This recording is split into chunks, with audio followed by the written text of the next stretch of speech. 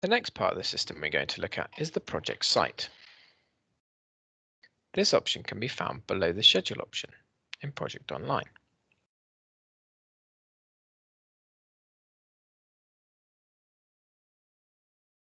Please note, when navigating away from Project Online, which we have now done entering the project site, it will not prompt you to save changes that you have made. You should therefore make sure you always save your changes before you access the project site. The project site itself is a separate SharePoint for the project or program, and therefore not strictly part of the Project Online system, but more of a bolt-on. It does, however, still feed into all of the reporting for Power BI. The project site itself contains a lot of content. However, we will only be covering the mandatory elements required for reporting. These three areas are the documents and the risks and issues logs. If you wish to use any of the other content, you can speak to your admin about how you might do this. For now, though, we'll look at the documents first.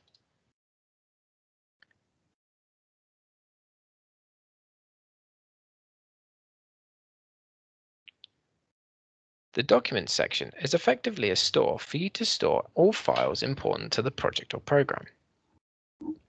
These can be existing files, or you can create new files within this store itself. To create a new file, you select the New option, and then choose either Excel, PowerPoint, or Word, or you can include a link to somewhere else on the internet.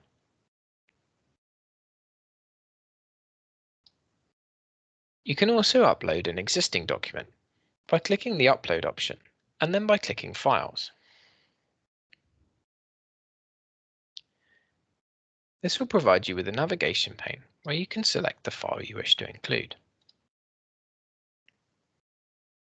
Please note, unlike a normal SharePoint, this system does not allow you to include a folder structure. This is for reasons of reporting. You will need to therefore only have one level of files. Once you've added files to this list, they will appear here, and you can then use these headings to filter the list.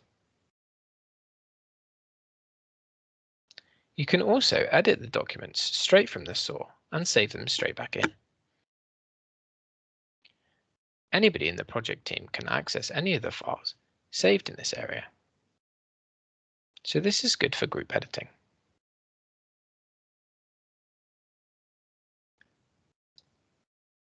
The logs are the next section we will look at, but as mentioned before, we will only be looking at the risks and the issues, as these are the only two that are used in reporting.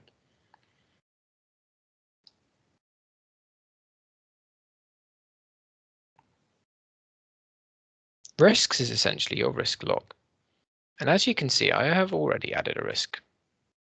However, to add a new risk, simply click the New Item button. This will present you with a form to complete to add your risk onto the risk register. Some of these options again have a little yellow star, as with other elements of the system, which indicates they are mandatory.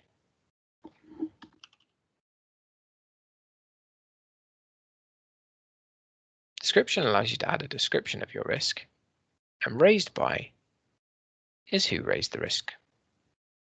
Probability and impact are obviously mandatory, but are drop-down options. Cost allows you to include a cost if you have a costed risk. Management method is as it sounds. Mitigation and action plan allows you to add a narrative for this, and also who's the owner. Any updates can also be included, and dates for closing the risk and forecasting when it may be closed are also accessible via the Smart Calendar options. You can then revise the probability and impact if you wish, but this is more for editing rather than the initial setup. And change the status For now though, we'll click Save.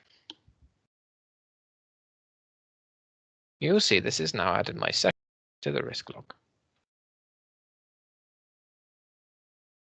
Please note, if you wish to export the risk log, you can quite easily by selecting the List option and then Export to Excel.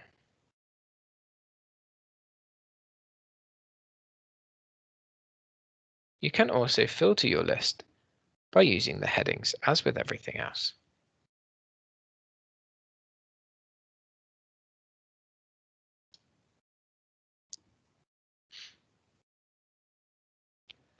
The issues log looks slightly differently to the risk log, and this is because this is based more in a SharePoint list. You will see I have already added an issue. However, to add a new issue, simply select the New option.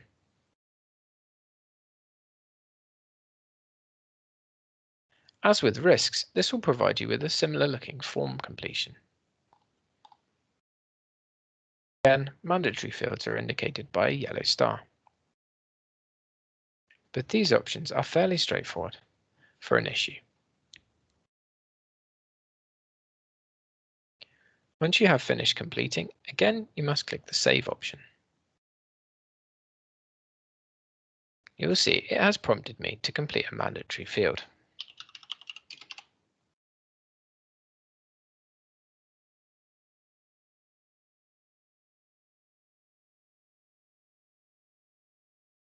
I now have a second issue on my issues log.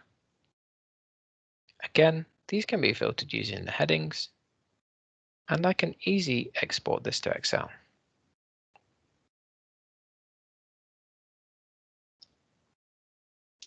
This concludes what we will cover in the project site. To exit the project site, you can simply click Project Details, which will take you straight back into the project you were previously editing, or Projects, which will take you straight back to the Project Center, where you can select any project or program you wish. We'll select Project Details for this example.